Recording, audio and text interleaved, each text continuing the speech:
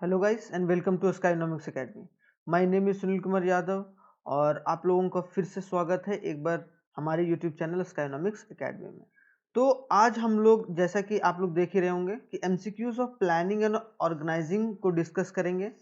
हम लोगों ने इनके कॉन्सेप्ट्स को बहुत अच्छे तरीके से डिस्कस करा था, है कि नहीं? अलग अलग कॉन्सेप्ट डिस्कस करा था प्लानिंग के बारे में कि प्लानिंग क्या होता है, ठीक है, और ऑर्गेनाइजिंग क्या होता है। अब हम लोग इनके एमसीक्यूज को, दोनों के एमसीक्यूज को, प्लानिंग के भी और ऑर्गेनाइजिंग के, क्योंकि हमारा जो फंक्शंस ऑफ मैनेजमेंट होता है वो कितने तरीके का होता है? 5 तरीके का फंक्शन ऑफ मैनेजमेंट। कि कोई भी कंपनी अगर अपने मैनेजमेंट को लेकर चलता है तो वो 5 तरीके से अपने मैनेजमेंट को रूपरेखा तैयार करता है। कैसे? पोस्ट डीसी, POS DC, मैंने बार बार बता रखा है। तो प्लानिंग का कॉन्सेप्ट पढ़ लिया, ऑर्गेनाइजिंग का कॉन्सेप्ट हम लोगों ने पढ़ लिया है। अब इन दोनों का क्या है? इन दोनों का अब हम लोग क्या करेंगे? एमसीक्यूज डिस्कस करेंगे। हम लोग स्टाफिंग का कॉन्सेप्ट और एमसीक्यूज पढ़ चुके हैं, ठीक है, कॉन्सेप्ट और एमसीक्यूज। अब जो आगे होगा वो हम लोग डायरेक्टिंग और कंट्रोलिंग का पढ़ेंगे, क्योंकि फंक्शन ऑफ मैनेजमेंट 5 तरीके का होता है। तो ये बात आप लोगों को पता होना चाहिए, ठीक है। तो आप लोगों का तैयारी कैसा चल रहा है एक बार जरूर बताइएगा आप लोग। और क्या आप लोगों को मज़ा आ रहा है पढ़ने में? और अगर नहीं आ रहा है तो आप लगाइए भाई मज़ा, क्योंकि भाई मज़ा लेके पढ़िएगा तभी आपका कोई नॉलेज इन्हांसमेंट होगा। ये हमारा व्हाट्सएप नंबर है। अगर कोई भी आप लोगों को क्वेरी होता है, कोई भी डाउट होता है, तो आप लोग यहाँ पर हमें पूछ सकते हैं, इसमें कोई हिचकिचाने वाली बात नहीं है। तो जो भी अगर वीडियो आपको देखना है सीयूटी से रिलेटेड, तो सीयूटी 2023 के नाम से एक अलग प्लेलिस्ट बना हुआ है, अगर हमारे यूट्यूब चैनल स्काइनॉमिक्स पर जाओगे तो, है कि नहीं? तो एक बार स्काइनॉमिक्स एकेडमी के यूट्यूब चैनल पर जाकर आप लोग प्लेलिस्ट देखना, प्लेलिस्ट के ऑप्शन में जाकर, तो वहाँ आपको सीयूटी 2023 मिल जाएगा। तो यहाँ पर बिजनेस स्टडीज BST से और जो हमारा इकोनॉमिक्स है इको से, ये दोनों का जो डोमेन सब्जेक्ट है दोनों का वीडियो आप लोगों को मिल जाएगा। और जब तक एग्जाम नहीं होगा तब तक वीडियो आता ही रहेगा। फिर हम लोग प्रीवियस ईयर पेपर को भी डिस्कस करेंगे जो भी आ रखा है बिजनेस स्टडीज और इकोनॉमिक्स का। तो ये बिजनेस स्टडीज CUET UG के लिए बहुत इंपॉर्टेंट है। तो चलिए स्टार्ट करते हैं पहले क्वेश्चन से। और पहला क्वेश्चन होगा हमारा प्लानिंग का, ठीक है। तो प्लानिंग का एमसीक्यू सबसे पहले डिस्कस करेंगे, फिर ऑर्गेनाइजिंग का डिस्कस करेंगे, ठीक है।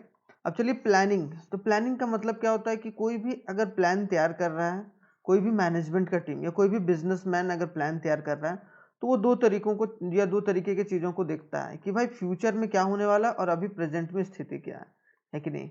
जैसे कोई बजट बनाता है, ठीक है, सरकार अगर बजट बनाती है तो बजट भी एक तरीके से क्या है? प्लान है कि नहीं? कि प्लान बनाती है कि भाई पिछले साल हम लोगों ने किस तरीके से काम करा और किस तरीके का डेवलपमेंट, और आगे हम लोग किस तरीके से उसका एक्सपेंडिचर खर्च कर सकते हैं और इनकम कहाँ से आएगा।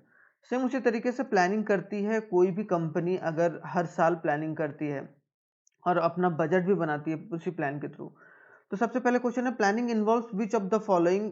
तो प्लानिंग इन्वॉल्व्स क्या कर रहा है? तो विच ऑफ द फॉलोइंग। तो प्लानिंग इन्वॉल्व्स पहला कि what to do, how to do, और या हु विल डू इट, और ऑल ऑफ द अबव। तो सिंपल सी बात है, ऑल ऑफ द अबव। क्यों? क्योंकि व्हाट टू डू कि किसे या क्या करना है, ये इंपॉर्टेंट सवाल होता है प्लानिंग में।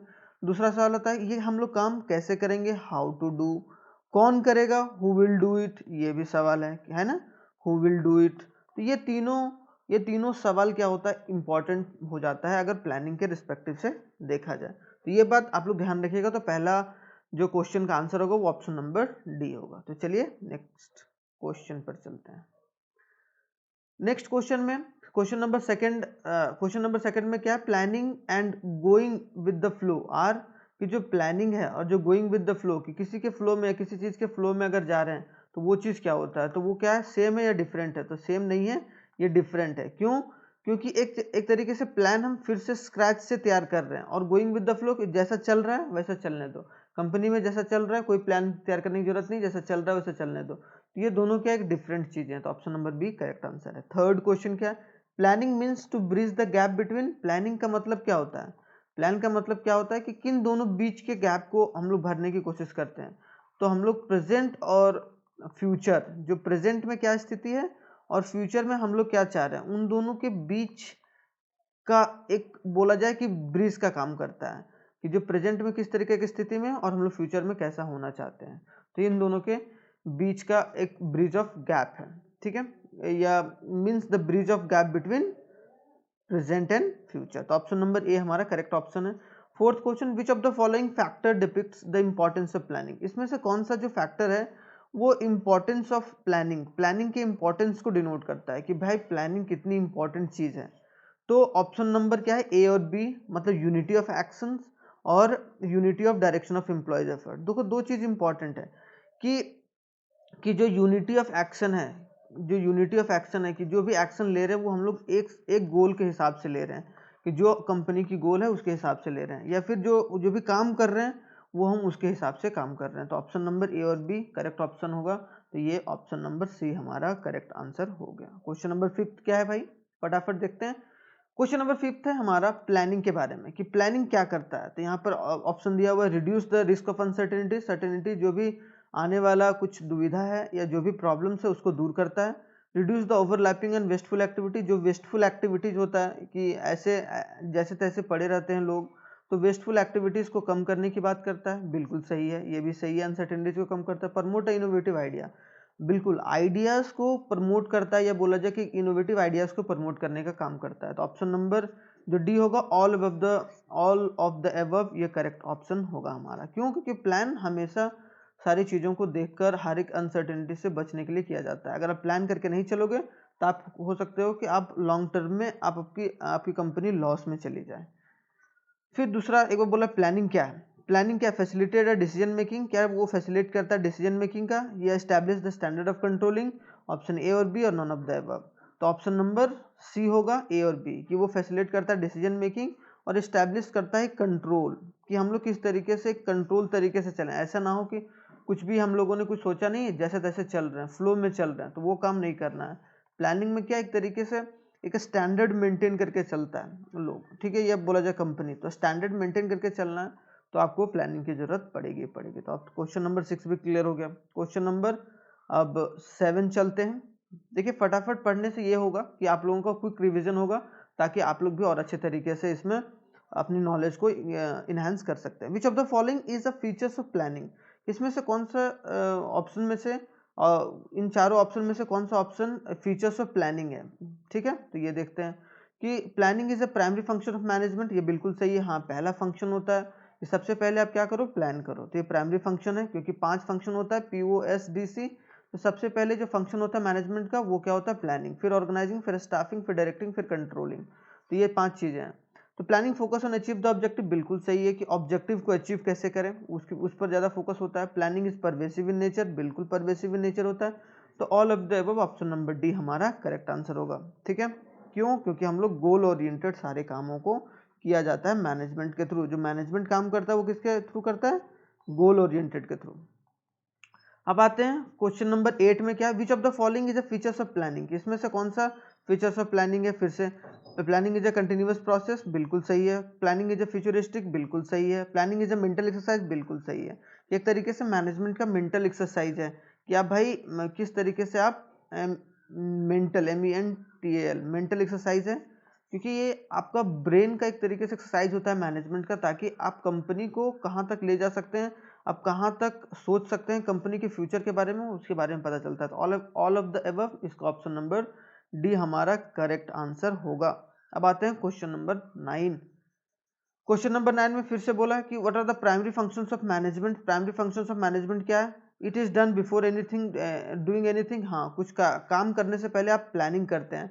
अगर आप मान लो कि आपको अभी आपको CUET देना है, तो CUET देना है और कहाँ एडमिशन कराना है, इसके पहले जो फॉर्म भरने से पहले आप लोगों ने इंक्वायरी करी थी ना, या बोला जाए कि आप लोगों ने कुछ काम करा था ना, उस चीज़ को हम लोग क्या बोलेंगे, एक तरीके से प्लान तैयार करे थे। अब आगे आप लोगों को कैसा नंबर आएगा, उस नंबर के हिसाब से आप लोग कहाँ पर एडमिशन लेंगे, तो वो सब सारी चीज़ें क्या एक तरीके से प्लानिंग है, और वो एक प्राइमरी फंक्शंस ऑफ मैनेजमेंट है। क्यों? क्योंकि it is done before anything is done, बिल्कुल सही है। लुकिंग फॉरवर्ड, आप लोग आगे देख रहे हैं कि एडमिशन मुझे यहाँ लेना है, इस तरीके से करियर में आगे बढ़ना है। Planning helps in setting up the base of the other activities, और प्लानिंग क्या आपका कर रहा है कि आगे का जो बेस होगा आपका इसी पर निर्भर करेगा क्या, कि आप जो प्लान तैयार कर रहे हैं या जिस प्लान पर आप काम कर रहे हैं। तो ऑल ऑफ द एबव हमारा ऑप्शन नंबर जो डी है वो करेक्ट ऑप्शन होगा, ठीक है। चलिए क्वेश्चन नंबर 10 में बिना कोई देरी किए हुए, प्लानिंग इज परवेसिव मीन्स, तो परवेसिव का मीनिंग क्या होता है, तो परवेसिव का मीनिंग होता है कि एवरीवेयर, कि जो प्लानिंग होता है उसकी जरूरत हर जगह पड़ती है, ठीक है, एवरीवेयर।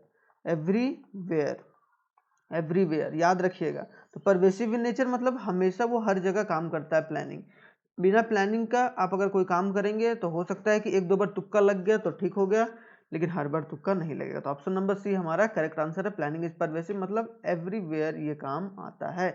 क्वेश्चन नंबर 11 क्या है, फटाफट जान लेते हैं। तो ज़्यादा तेजी नहीं हो रहा, तेज हो रहा होगा तो आप लोग उसको स्लो कर लीजिए, और अगर स्लो हो रहा है तो आप लोग उसको 1.x में आप लोग चला सकते हैं। यूट्यूब में ऑप्शन दिया गया है, ठीक है। उसके बावजूद भी अगर कोई प्रॉब्लम होता है, कोई क्वेरी होता है, मैं बार बार गला फाड़ फाड़ के बोल रहा हूँ आप लोगों को कि भाई यहाँ पर आप लोग क्वेरी कर सकते हैं, ठीक है, इस नंबर पर। Reading the following alternative, assertion A और रीजनिंग आर। यहाँ पर असर्शन और रीजनिंग दिया गया, इसमें चूज द ऑप्शन करेक्ट। अब असर्शन ए दिया हुआ, planning bridge the distance among where we are and where in we need to go, कि हम लोगों को कहाँ जाना है और हम लोग कहाँ खड़ा है, उन दोनों के बीच के ब्रिज का काम करता है। बिल्कुल सही है। Planning includes the setting up the goals, कि प्लानिंग क्या करता है, गोल्स को सेटअप करने का काम करता है। Generating the appropriate source of course of, कि किस तरीके से हम लोग गोल को अचीव कर सकते हैं।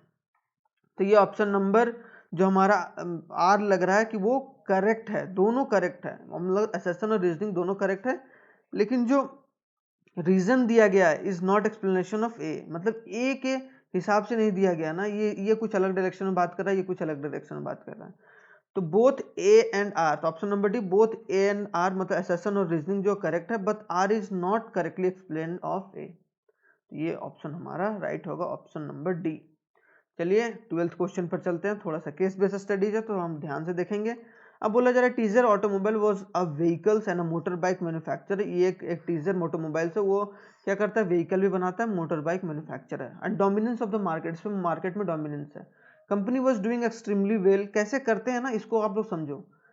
Constantly exceeding the goal of 13% rise in the sales across the board, और ये 13% राइज कर रहा था अपनी सेल्स को। encouraged by the positive track, the company's managing director big dream of 25% of growth in the sales। अब उन्होंने 13% जब ग्रोथ हुआ तो उन्होंने टारगेट क्या रख लिया, 25% का। तो ये in the same year two new competitor enter in the market, दो कॉम्पिटिटर घुस गए मार्केट में भाई। अब देखो एक कंपनी पहले थी टीजर ऑटोमोबाइल्स, अब जो टीजर ऑटो था उसमें अब दो कॉम्पिटिटर और आ गए हैं, तो इसका मतलब क्या हो गया, कंपटीशन बढ़ गया भाई। And unable to reach the goal, लेकिन कंपनी वो गोल अचीव नहीं कर पाया जो 25% का रखा था। तो from this case identify the limitation of function of management, इसमें से कौन सा लिमिटेशन है function of management, because the teacher not able to achieve their target. तो ऑप्शन नंबर जो बी होगा, it may not work in a dynamic environment. क्या कि हमेशा डायनेमिक इन्वायरमेंट में आपका प्लान काम नहीं करता है, मतलब क्या, इन्वायरमेंट चेंज होगा ना तो उसके हिसाब से आपको प्लान को भी चेंज करना होगा। आप सटीक नहीं रह सकते हैं, है कि नहीं। जैसे कोविड वाला सिचुएशन, किसी ने सोचा था कि भाई कोविड से एक साल पहले सोचा होगा कि हम लोग बहुत सेल करेंगे, बहुत पैसा कमाएंगे, लेकिन अचानक कोविड आ गया, लॉकडाउन हो गया, आपकी दुकानों को बंद करना पड़ा, तो फिर क्या हुआ, तो फिर उसके बाद आप कमाई नहीं कर पाए। इसका मतलब क्या, कि डायनेमिक इन्वायरमेंट में आपको, मतलब जैसे जैसे इन्वायरमेंट चेंज हो रहा है उसके हिसाब से आपको अपनी प्लान को भी चेंज करना होगा, नहीं तो फिर क्या होगा कि आप अच्छे तरीके से लेकर नहीं चल सकते। तो ऑप्शन नंबर बी हमारा करेक्ट ऑप्शन है, ये एक लिमिटेशन है। आते क्वेश्चन नंबर 13 में। क्वेश्चन नंबर 13 क्या, विच of the following is not a step of planning, इसमें से कौन सा जो है वो प्लानिंग का स्टेप नहीं है। तो डी बोला गया कि प्लानिंग का स्टेप नहीं है ना। तो इवैल्यूएटिंग अल्टरनेटिव प्रोसेस बिल्कुल सही है, ये प्लानिंग का स्टेप है। इंप्लीमेंटिंग अ प्लान ये भी है। डेवलपिंग प्रीमाइसेस कि हाँ किस तरीके से क्या काम करना है। कंट्रोलिंग एक तरीके से फंक्शन ऑफ मैनेजमेंट खुद ही है, एक कंट्रोलिंग क्या है, फंक्शन ऑफ मैनेजमेंट खुद ही है, ठीक है। Last function of management, management. तो ऑप्शन नंबर डी हमारा करेक्ट आंसर होगा, क्योंकि ये प्लानिंग का स्टेप नहीं है। अब आते हैं, the manager is required to make a certain assumptions about the future. अगर मैनेजर को कुछ फ्यूचर या फ्यूचरिस्टिक अगर कुछ डिसीजन लेना है, ठीक है, तो which step of the planning process is mention in the above. तो अगर वो फ्यूचरिस्टिक को डिसीजन ले रहा है तो वो कौन सा प्लानिंग स्टेप कर रहा है, क्या कर रहा है, वो डेवलपिंग प्रीमिसेस कर रहा है। मतलब क्या, यार किस किस तरीके से हम लोग काम करेंगे। एक मैनेजर है, मैनेजर बोल रहा है यार हम लोग अगर इस तरीके से काम करेंगे, अगर सेल्स टीम पर ज़्यादा ध्यान देंगे, सेल्स टीम को इस तरीके से हम लोग गाइड करेंगे तो हम लोग ज़्यादा चीज़ कर सकते हैं। क्यों, क्योंकि ये फ्यूचर के हिसाब से अगर सोच रहा है, तो फ्यूचर के हिसाब से कर रहा है, इसका मतलब क्या, डेवलप कर रहा है प्रीमाइसेस कि किस तरीके से हम लोगों को काम करके चलना है। तो ऑप्शन नंबर जो हमारा ये होगा वो हमारा क्या हो जाएगा, करेक्ट है। ठीक है, ऑप्शन नंबर बी। अब आते हैं, सॉरी ऑप्शन नंबर बी, आते हैं अब क्वेश्चन नंबर 15 में। ठीक है, क्वेश्चन नंबर 15 में क्या बोला है कि which step in planning process is concern with the putting up the plan into action, कि जिसमें एक्शन को हम लोग प्लान या बोला जाए कि प्लानिंग के हिसाब से रखते हैं, तो हम लोग ऑप्शन नंबर डी होगा, इंप्लीमेंटिंग द प्लान।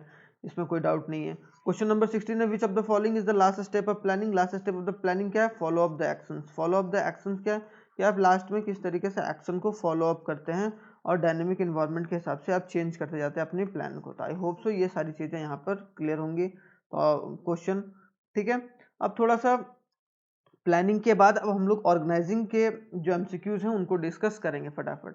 तो ऑर्गेनाइजिंग मतलब आप अपनी कंपनी के सारे प्लान को आप करने के बाद किस तरीके से आप उस पूरा हमारे ह्यूमन रिसोर्स मैनेजमेंट को आप ऑर्गेनाइज करके चलते हो, ताकि आपका जो प्लान है वो सही तरीके से चल सके, या बोला जाए सही तरीके से इम्प्लीमेंट हो सके, इसीलिए ये ऑर्गेनाइजिंग मोस्ट इंपॉर्टेंट है। Name the process which coordinates the human effort, कि एक प्रोसेस बताइए जो कोऑर्डिनेट करता है ह्यूमन एफर्ट और असेंबल करता है रिसोर्सेज को, जितने भी ह्यूमन रिसोर्स है, integrate both unified and whole and utilize to achieve us, कि वो ह्यूमन एफर्ट को असेंबल करता है और एक तरीके से इंटीग्रेट करता है, साथ में लेकर चलता है, ताकि कंपनी के गोल को अचीव किया जा सके। तो वो क्या करता है? ऑर्गेनाइजिंग का काम है। तो ऑप्शन नंबर सी होगा हमारा करेक्ट ऑप्शन। ऑर्गेनाइजिंग क्या करता है? सारे ह्यूमन रिसोर्स को ऑर्गेनाइज करने में वो मददगार साबित होता है। Organizing is a process by which, second option क्या बोल रहा है? आप लोगों को कैसा लग रहा है एक बार कमेंट करके जरूर बताइएगा आप लोगों को। ठीक है, तो ये आप लोग स्क्रीनशॉट ले लिए या फिर यहीं से 1-2 बार 3 बार आप लोग रिवाइज कर लीजिएगा, तो आप लोगों को सारा कॉन्सेप्ट क्लियर हो जाएगा। तो organizing is a process by which a manager, organizing क्या है? एक प्रोसेस है बाय विच अ मैनेजर क्या करता है? तो establish the order out of chaos, कि इस्टेब्लिश करता है ऑर्डर कि जिसमें क्योस ना हो, मतलब कोई लड़ाई झगड़ा ना हो, मतलब कोई दिक्कत ना आए कंपनी के अंदर। Remove the conflict among the people over the work of responsibility sharing, बिल्कुल, कि वो कॉन्फ्लिक्ट दूर करता है कोई भी लोगों के बीच में, अगर ए और बी के बीच में कोई कॉन्फ्लिक्ट हो गया तो उसको दूर करने का काम करता है। Create an environment suitable for team work, और टीम वर्क में कैसे काम हो सके उसको तवज्जो देके चलता है, और वो टीम वर्क किस तरीके से काम करे और आगे किस तरीके से इन्हांसमेंट कर सके, ताकि जो कंपनी का गोल है वो अचीव किया जा सके थ्रू ऑर्गेनाइजिंग प्रोसेस। ठीक है, तो ये बात बहुत इंपॉर्टेंट है, ये बात याद रखना है। तो ऑप्शन नंबर डी होगा, ऑल ऑफ द अबव हमारा करेक्ट आंसर होगा। अब ये क्वेश्चन नंबर 3 है, it is defined as a framework within the managerial and operating task are perform, तो वो उसको हम लोग क्या बोलते हैं? तो ऑर्गेनाइजेशनल स्ट्रक्चर। ऑर्गेनाइजेशनल स्ट्रक्चर क्या करता है? एक होता है फंक्शनल स्ट्रक्चर, एक होता है ऑर्गेनाइजेशनल स्ट्रक्चर, होता है ना, मैंने पढ़ाया था पूरे कॉन्सेप्ट। फंक्शनल स्ट्रक्चर एक, ऑर्गेनाइजेशनल स्ट्रक्चर। तो ऑर्गेनाइजेशनल स्ट्रक्चर में क्या होता है कि framework within the managerial and operating task are perform, कि किस तरीके से फ्रेमवर्क तैयार किया जाए और किस तरह से उसको ऑपरेट किया जाए, तो ऑर्गेनाइजेशन के स्ट्रक्चर को बनाने के लिए, तो वो चीज़ हम लोग ध्यान रखते हैं। तो ऑप्शन नंबर बी हमारा करेक्ट ऑप्शन है। ठीक है, अब चलिए नेक्स्ट सवाल पर चलते हैं। क्वेश्चन नंबर 4 में, क्वेश्चन नंबर 4 क्या बोल रहा है? It refers to the number of subordinates that can be effectively manage by superior, कि इसमें जो सुपीरियर के द्वारा सबऑर्डिनेट्स को मैनेज किया जाता है, तो बहुत सारे सबऑर्डिनेट्स को मैनेज कौन करता है? सुपीरियर के द्वारा किया जाता है। तो इसका ऑप्शन क्या होगा? तो स्पैन ऑफ मैनेजमेंट के थ्रू, मतलब मैनेजमेंट को किस तरीके से वो मैनेजमेंट क्या करती है, किस तरीके से सबऑर्डिनेट को तैयार करके चलती है, या बोला जाए कि सबऑर्डिनेट को इफेक्टिवली मैनेज करके चलती है, उसको हम लोग बोलेंगे स्पैन ऑफ मैनेजमेंट। अगर सबऑर्डिनेट को कौन मैनेज करके चल रहा है? सबऑर्डिनेट को मैनेजर, या बोला जाए सुपीरियर। ये बात याद रखना कि इसको बोलते हैं स्पैन ऑफ मैनेजमेंट, अगर सबऑर्डिनेट को सुपीरियर मैनेज करके चल रहा है। As a span of management increases in organization, जैसे जैसे स्पैन ऑफ मैनेजमेंट इंक्रीज होता है, the number of level of management in the organization, कि नंबर ऑफ लेवल, जो लेवल ऑफ द मैनेजमेंट होता है वो क्या होता है? तो लेवल ऑफ मैनेजमेंट, हाँ, हमारा क्या होता है? डिक्रीज होता है। लेवल ऑफ मैनेजमेंट डिक्रीज होता है, सिंपल सी बात है, लेवल ऑफ मैनेजमेंट डिक्रीज होता है, because more subordinate can effectively manage bye a superior, क्योंकि ज़्यादातर जो सबऑर्डिनेट्स हैं वो किसके द्वारा किया जाता है? मैनेज सबऑर्डिनेट को सुपीरियर के द्वारा, इसीलिए लेवल ऑफ मैनेजमेंट क्या होता है? डिक्रीज हो जाता है। पहले हम लोग जो जितना भी लेवल ऑफ मैनेजमेंट है, पहले एक अलग तरीके का बॉस रहता था, वो नहीं, अब हम लोग जो भी सुपीरियर है वही मैनेज करके चल रहा है, अलग का कोई डिपार्टमेंट नहीं है। तो आई होप सो ये चीज़ें क्लियर होंगी। तो ऑप्शन नंबर बी हमारा करेक्ट आंसर है। अब क्वेश्चन नंबर 6, अब बोला Uranus limited is a company dealing in a metal product, sorry mental नहीं भाई, ये कोई मेटल प्रोडक्ट है, उस पर डील करती है यूरेनस लिमिटेड। ठीक है, अब इसके बारे में थोड़ा सा जान लेते हैं। The work is mainly divided into a functions including the production, purchase, marketing, account and personal. ठीक है, तो यहाँ बोला जा रहा है कि इसका अलग अलग फंक्शन है, जो इंक्लूड कर रहा है प्रोडक्शन कर रहा है, परचेज कर रहा है, मार्केटिंग कर रहा है, अकाउंट कर रहा है और पर्सनल्स कर रहा है।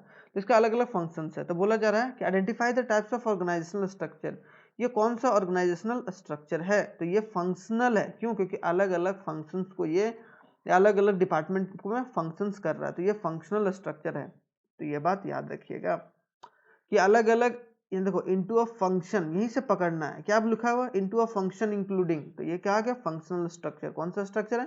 Functional structure. अगर यहाँ पर ऑर्गेनाइजेशन आ जाता फॉर ऑर्गेनाइजेशन, तो ऑर्गेनाइजेशनल स्ट्रक्चर। तो option number, as the people are being grouped on the basis of function, यहाँ पर फंक्शन के हिसाब से लोगों को ग्रुप किया गया। फंक्शन के, देखो हिंदी में भी लिख देते हैं थोड़ा सा, फंक्शन के हिसाब से लोगों को ग्रुप किया गया, लोगों को ग्रुप किया गया। तो आई होप सो लोगों की ग्रुपिंग की गई है। तो ऑप्शन नंबर ए हमारा करेक्ट आंसर होगा।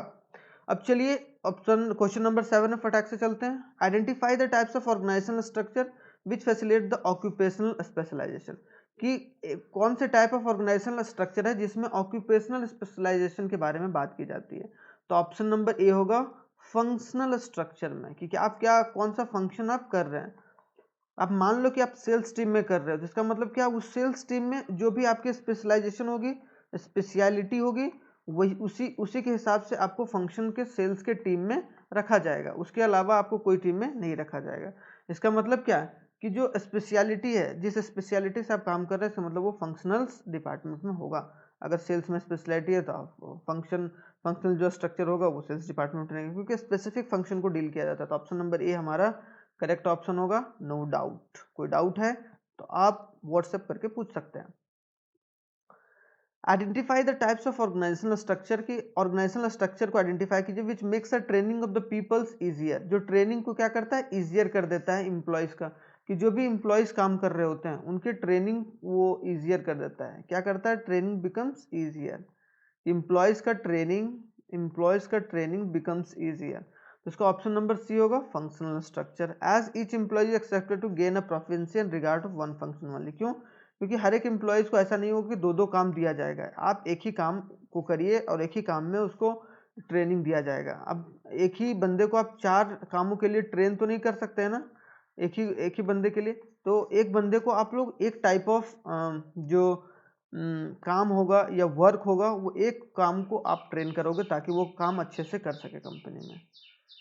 अब आते हैं हम क्वेश्चन नंबर 9। क्वेश्चन नंबर 9 में क्या बोला गया? क्वेश्चन नंबर में, this type of organizational structure is most suitable when the size of organization is large, कि जिसमें ऑर्गेनाइजेशन लार्ज होता है, डाइवर्सिफाई होता है, तो ये requires a high degree of specialization. तो इसका ऑप्शन नंबर बी होगा, फंक्शनल स्ट्रक्चर, कि जहाँ पर ऑर्गेनाइजेशन लार्ज होता है, लार्ज कंपनी होंगी वहाँ पर। क्यों? क्योंकि it relates to the single product company, क्योंकि ज़्यादातर सिंगल प्रोडक्ट कंपनी को रिलेट करता है। तो वहाँ बोला जा रहा है कि has diversify the activities and operate requires a high level of specialization. तो इसका मतलब स्पेशलाइजेशन आ गया तो वो फंक्शनल स्ट्रक्चर होगा। तो ऑप्शन नंबर बी जो होगा वो हमारा करेक्ट ऑप्शन होगा, नो डाउट, बिना कोई डाउट के। अब आते हैं 10th क्वेश्चन। 10th क्वेश्चन में क्या बोला है कि under this type of organizational structure, कौन सा ऑर्गेनाइजेशनल स्ट्रक्चर है जिसमें manpower is grouped on the basis of different product of manufacturing, जिसमें मैन पावर जो होता है, जिसमें मैन पावर रहता है वो ग्रुप्ड होता है अलग अलग बेसिस ऑफ डिफरेंट प्रोडक्ट, जिसमें ग्रुप किया जाता है तो उसको हम लोग क्या बोलते हैं?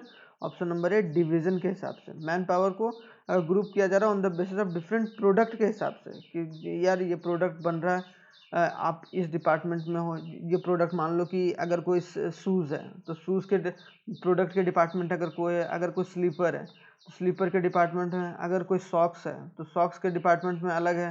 तो ये सब सारा कौन है? डिविजनल स्ट्रक्चर में आता है, क्योंकि the division is created on the basis of product. याद रखना है कि जो डिवीजन होता है या डिविजनल जो स्ट्रक्चर होता है वो किसके बेसिस पर तैयार किया जाता है? प्रोडक्ट के बेसिस पर तैयार किया जाता है। तो आई होप सो ये ऑप्शन नंबर ए हमारा करेक्ट ऑप्शन होगा। अब आते हैं कि 11th क्वेश्चन क्या है। 11th क्वेश्चन बोला है कि जो हमारा which of the following is not a features of functional relationship, कुछ में से कौन सा फीचर्स नहीं है। तो option number C, it is easy to fix a responsibility for a performance. It is difficult to fix the responsibility होता है, इट इज इजी नहीं होता है फंक्शनल स्ट्रक्चर में। तो ऑप्शन नंबर सी हमारा करेक्ट ऑप्शन है, तो ये बात याद रखिएगा। अब आते हैं क्वेश्चन नंबर 12 में। क्वेश्चन नंबर 12 क्या बोला, which of the following is not a merits of functional structure, जो फंक्शन स्ट्रक्चर का मेरिट नहीं है। तो ऑप्शन नंबर सी होगा, it ensures the different product get due attention. तो क्या कि different product get due attention, कि डिफरेंट डिफरेंट प्रोडक्ट में डिफरेंट डिफरेंट अटेंशन नहीं मिलता है, तो इसका मतलब it is not a merit, it is a demerit. ये बात याद रखिएगा।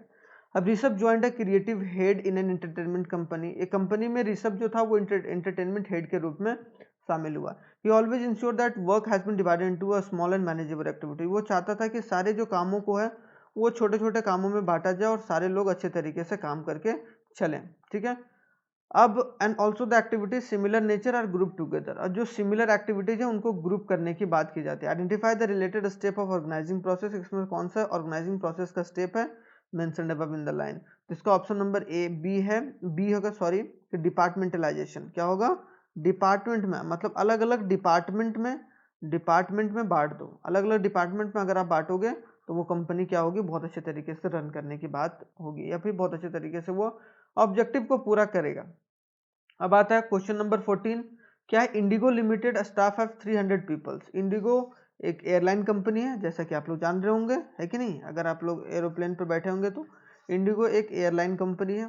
तो एयरलाइन कंपनी क्या है, has limited staff of 300 peoples, 300 people का limited staff, which group into a different department, अलग अलग डिपार्टमेंट में बांटा गया। Organisational structure depicts 100 peoples and production department 150, मतलब एक तरीके से ऑर्गेनाइजेशनल स्ट्रक्चर में कितने लोग, 100 लोग, और जो प्रोडक्शन डिपार्टमेंट में उसमें कितना, कि बोला जाए 150, and 150 in a finance, 150 in a finance बोला है, 150 किसमें, फाइनेंस में, और 20 जो है वो टेक्नोलॉजी में, 20 किसमें, टेक्नोलॉजी में, 20 है टेक्नोलॉजी में। तो मतलब अलग अलग डिपार्टमेंट बांटा गया, और 30 in the human resource department.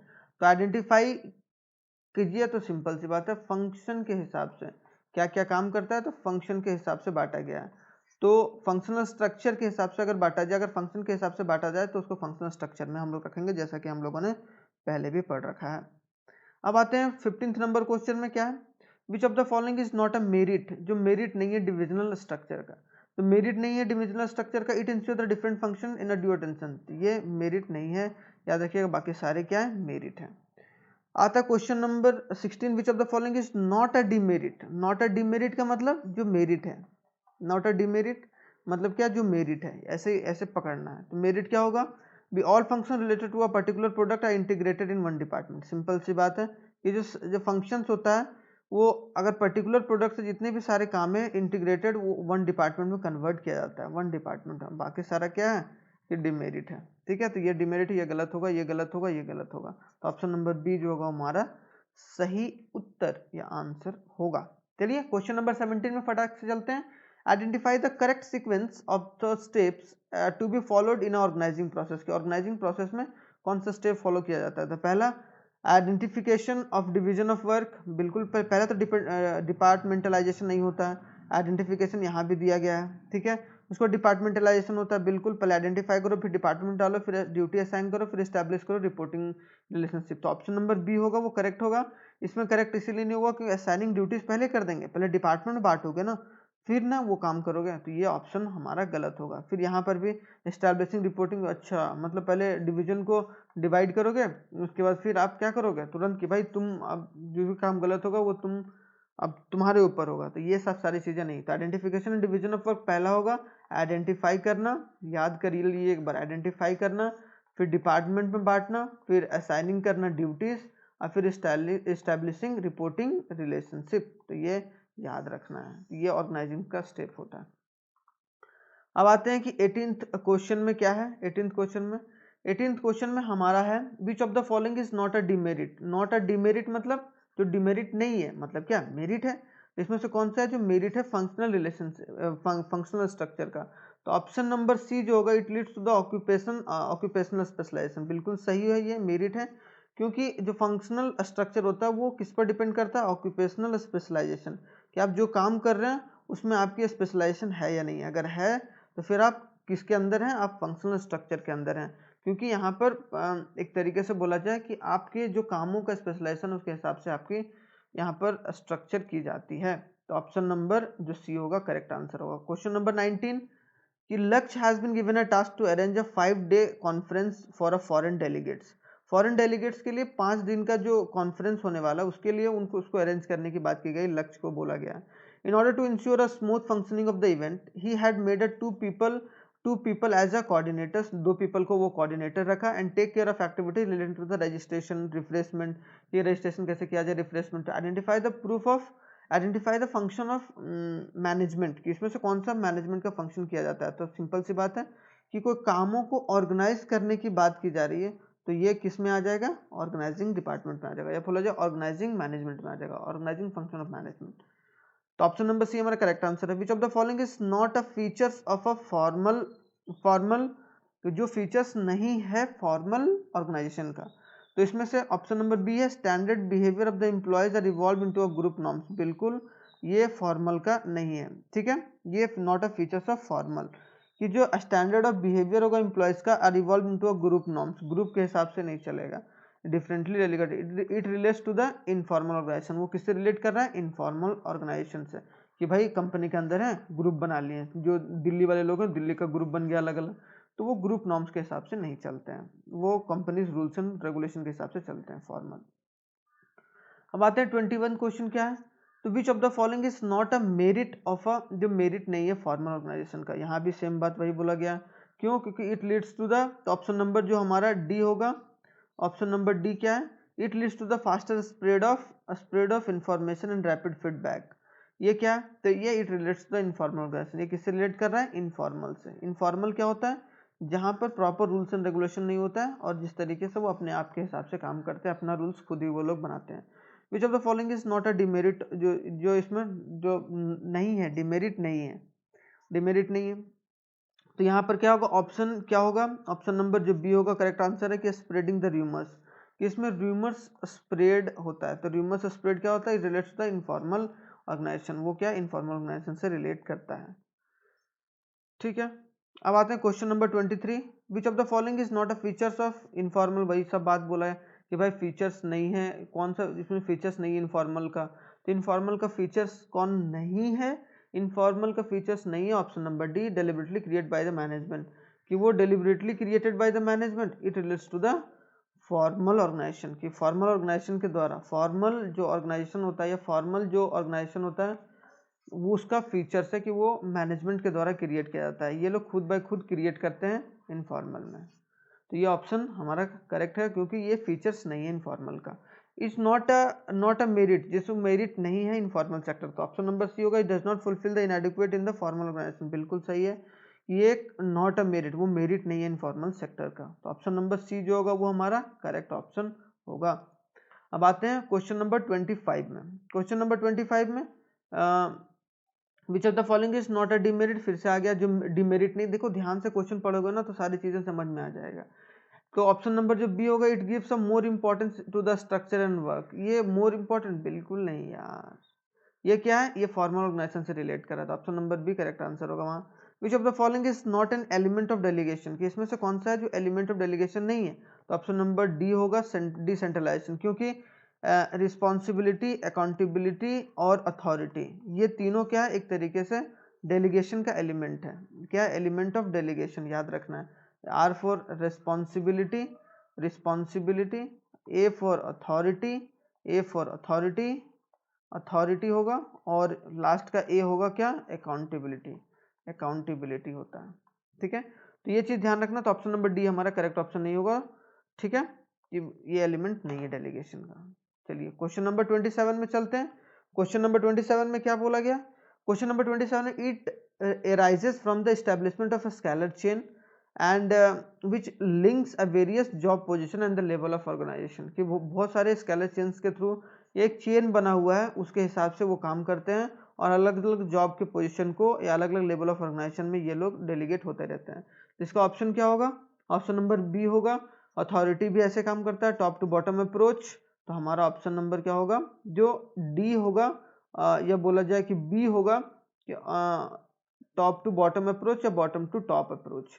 ये ऑप्शन राइट होगा, याद रखिएगा। ठीक है, ये top to bottom approach, option number B ये वाला राइट होगा हमारा, top to bottom, top to bottom.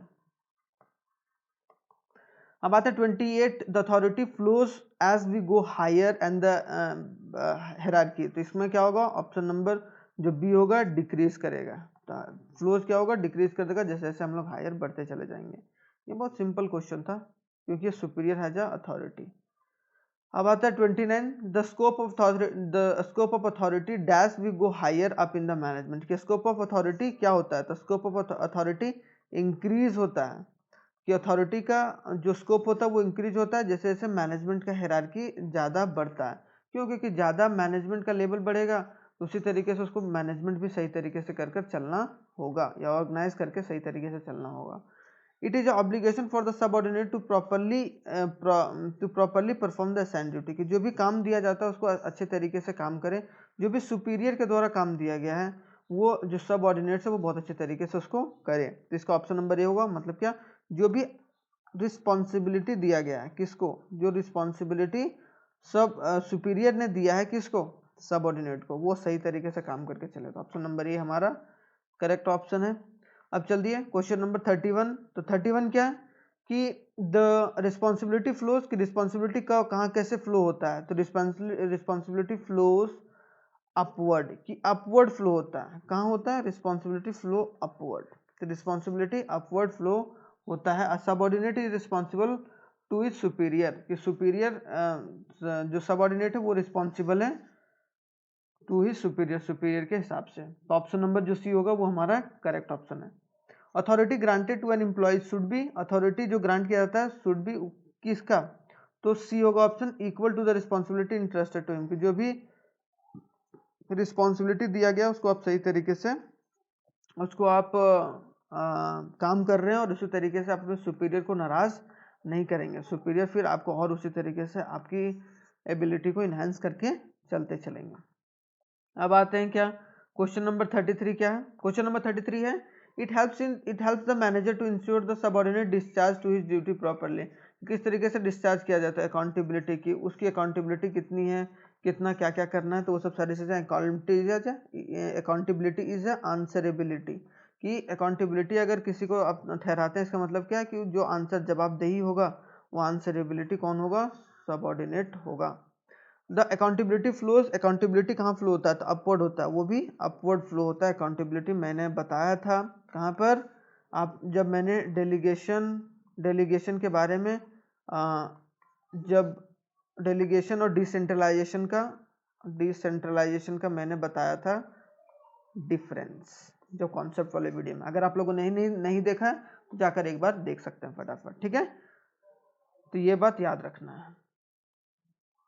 अब आते हैं 35 क्वेश्चन, जो लास्ट क्वेश्चन, ऑर्गेनाइजिंग का विच of the following can be delegated. इसमें से कौन सा है जिसको हम डेलीगेट कर सकते हैं? क्या? रिस्पॉन्सिबिलिटी को, अथॉरिटी को, अकाउंटेबिलिटी को। तो अथॉरिटी को हम लोग डेलीगेट कर सकते हैं। तो विच कैन बी डेलीगेटेड? तो अथॉरिटी कैन बी डेलीगेटेड। देखो डेलीगेटेड का एलिमेंट अलग होता है। तो which of the following can be delegated? Authority can be delegated. तो ऑप्शन नंबर बी जो होगा हमारा करेक्ट आंसर होगा। तो चलिए, थैंक यू वेरी मच इस यहाँ तक ज्वाइन करने के लिए और आप लोग यहाँ तक वीडियो देखने के लिए, क्योंकि ये एक इम्पॉर्टेंट एमसीक्यूज था आपके प्लानिंग से रिलेटेड। और इसी तरीके से हम लोग डायरेक्टिंग का कॉन्सेप्ट और एमसीक्यूज अब कल पढ़ेंगे। जैसा कि मैंने बताया कि हर रोज़ जो 8 बजे है वो आप लोग मिलने आ जाइएगा, ताकि आप लोगों का जो CUET का है वो पूरे अच्छे तरीके से प्रिपरेशन होता रहे। तो do not forget, we have a class tomorrow 8 PM at 8 PM। तो चलिए, तब तक के लिए थैंक यू वेरी मच और इसी तरीके से सपोर्ट बनाते रखिए। और once again thank you very much. ये हमारा इंस्टाग्राम आईडी है, ये फेसबुक आईडी है, ये हमारा वेबसाइट है, ये हमारा फ़ोन नंबर है। आप लोग कभी भी कुछ भी पूछ सकते हैं, कोई भी डाउट हो तो थैंक्स फॉर वॉचिंग एंड जय हिंद। मिलते हैं अगले नेक्स्ट वीडियो में। कैसा लगा वीडियो एक बार कमेंट करके कमेंट बॉक्स में ज़रूर बताइएगा।